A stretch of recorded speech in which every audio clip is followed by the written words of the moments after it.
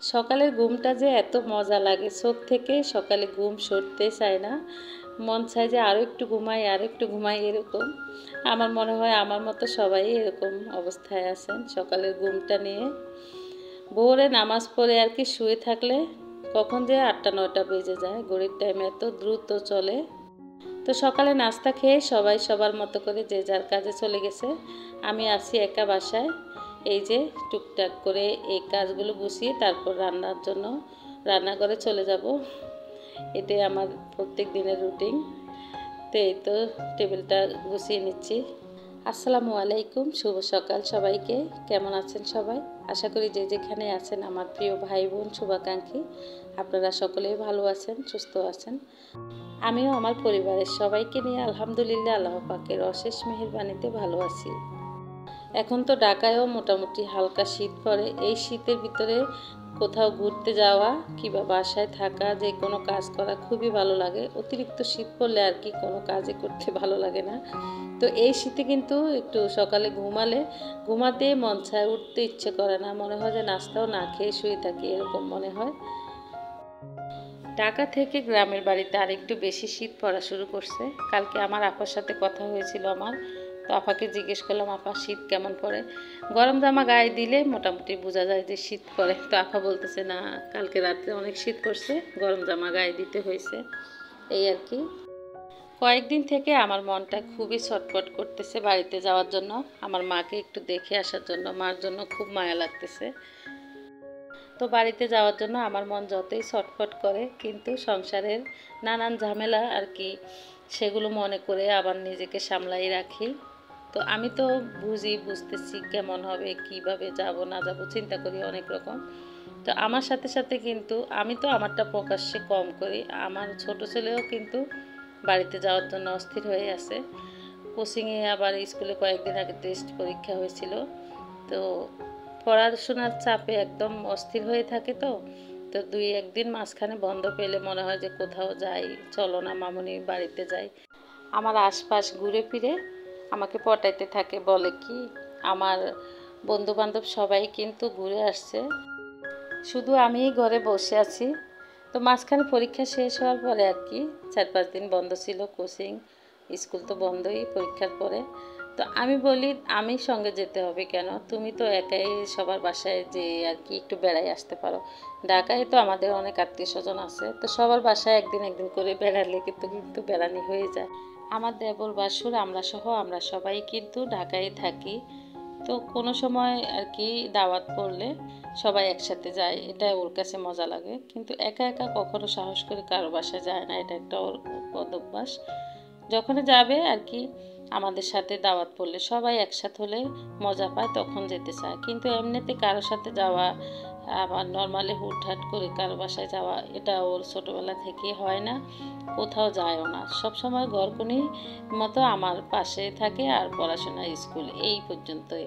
আর এখন নতুন করে কিছু বন্ধু বান্ধব হয়েছে, কোচিংয়ে যায় আসে, তো ওই জন্য তো সন্ধ্যার সময় ওদের সাথে একটু নিচে যায়, কিছু খেয়ে আসে, তারপর পড়তে বসে। যাই হোক, মনের অনেক কথা আজকে আপনাদের সাথে বলতেছি। কথা বলতে বলতে এদিক দিয়ে আমার রান্নাও শেষের দিকে। পোলাওটা রান্না হয়ে গেছে। এই পোলাওটা আমি কিভাবে বসিয়েছি দেখেছেন, কিন্তু যারা ভিডিও দেখতেছেন অবশ্যই দেখতেছেন। তো এই যে পেঁয়াজ বেরেস্তা করার সময় আমি একটু অন্য কাজ করতেছিলাম, তো আমার মেয়েকে বলতেছি একটু দেখো, তো ও আসলে বুঝতে পারে নাই।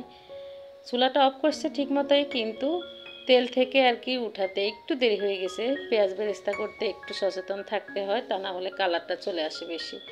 তো ফেলে দেওয়ার মতো না আর কি, খাওয়া গেছে। তো খেয়ে দেখেছি অত তিতা হয়ে যায় নাই, কিন্তু কালারটা চোখে দেখা যায় বেশি ভিডিওতে, সেই জন্য। তো পোলাওটা রান্না করে রেখে আমি রোস্ট রান্না বসিয়ে দিতেছি। মাংসটা আগেই ভেজে নিয়েছি, আর মাংসর যে মশলা রোস্ট করার জন্য একদম ঘরোয়া যে মশলা আছে আমার, সেগুলো দিয়ে এই রান্নাটা বসিয়েছি। তো দেখতে থাকুন ভিডিওটি। দেখতে দেখতে ভিডিও যে কোনো অংশ যদি আপনাদের চোখে এতটুকু ভালো লেগে যায়, তাহলে আমার ভিডিও দেখে একটি লাইক দিতে ভুলবেন না। প্রথমে লাইকটা দিয়ে দিবেন, অনুরোধ করছি। তারপর দেখতে দেখতে ভালো লাগলে চ্যানেলটি সাবস্ক্রাইব করে রাখতে পারেন। যারা এই কাজটি করে রেখেছেন তাদেরকে অসংখ্য ধন্যবাদ। আর যারা এখনও আমার চ্যানেলটি সাবস্ক্রাইব করেন না, ভিডিও দেখা শুরু করেন, দেখতে দেখতে ভালো লাগলে ভিডিওটি সাবস্ক্রাইব করে রাখবেন। এদিক দিয়ে রোস্টের মশলার সাথে মাংসগুলো খুব ভালো করে কষিয়ে নিয়েছি। এখন এখানে দুধ দিয়ে দিব। তো মিল্ক বিটার তরল যে দুধটা ওটা কি এখানে 1 কাপ দিয়েছি, আর পাউডার গুঁড়ো দুধ আর কি, সেগুলো পানির সাথে গুলিয়ে 1 কাপ দিয়েছি। তাহলে এই ঝোলটা একটু ঘন হবে, খেতে বেশি ভালো লাগবে। তো এইভাবে নাড়াচাড়া করে ঢাকনা দিয়ে চুলার আঁচটা কমিয়ে কিছুক্ষণ রান্না করব। তো শেষ পর্যায়ে এখানে একটু কেওড়ার জল, একটু গোলাপ জল দিলাম। এগুলো দিলে আর কি বিয়েবাড়ির যে শাহী রোস্টের একটা গ্রান ওটা পাওয়া যায়। তো এগুলো সেন্ট আসলে আমি বেশি একটা সহ্য করতে পারি না, বেশি একটা দেওয়া হয় না, মাঝে মধ্যে মন চাইলে দেই। আমার ছেলে মেয়ে যখন খাবে এগুলো ওরাই খাবে বেশি, তো সেজন্যই দেই। আমি একটা বেশি খেতে পারি না, এই সেন্টটা সহ্য করতে পারি না, তো মাঝে মধ্যে দেই আর কি, সবসময় দেই না। তো রান্নার শেষ পর্যায়ে আর কি এখানে এখন কিছু বেরেস্তা দিয়ে মাংসের সাথে মিশিয়ে নিব। তারপর বাটিতে নেওয়ার পর আবারও কিছু বেরেস্তা উপর দিয়ে দিব। আসলে রান্না করতে আর যে কোনো কাজ করতে, পিঠা বানানোর সময় বিশেষ করে, আর পেঁয়াজ বেরেস্তা করতে, এগুলো একটু সতর্কতার সাথে আর কি করতে হয়। তো আমি যে কোনো একটা কাজ করতেছি, এর ফাঁকে আমার মেয়েকে বললাম একটু দেখো। তো একটু ভুল তো হবেই নতুন নতুন কাজ করতে গেলে, তো ভুল থেকে কিন্তু শিক্ষা পাই আমরা যে কোনো কিছু।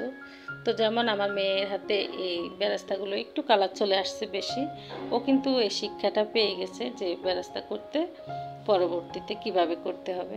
তো ভুল থেকে আমরা অনেক কিছু শিখি। আসলে ভুল হলে যে কষ্ট পাবো, আগে অনেক পেতাম, এখন অনেক কিছু বুঝি, তো সেজন্য এখন আর অত কষ্ট নেই না মনে। তো যাই হোক, রান্নাটি শেষ। আমি আমার বড় ছেলেকে খাবারটা বেড়ে দিতেছি। আর আমি যে পোলাওটা করেছি একদম এত সুন্দর হয়েছে, ঝরঝরা।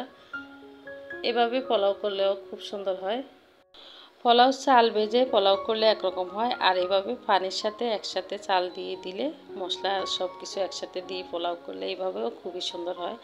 তো বাবুসিরা কিন্তু এভাবেই পোলাও রান্না করে বেশিরভাগ। তো যাই হোক, কথা আর না বাড়াই, ভিডিওটি আজকের মতো এখানেই শেষ করতেছি। ভিডিওটি কেমন লাগলো কমেন্ট করে জানাতে পারেন। আর সবাই ভালো থাকবেন, সুস্থ থাকবেন, আমার জন্য দোয়া করবেন। আমিও সবার জন্য দোয়া করি। আল্লাহ হাফেজ, আসসালামু আলাইকুম।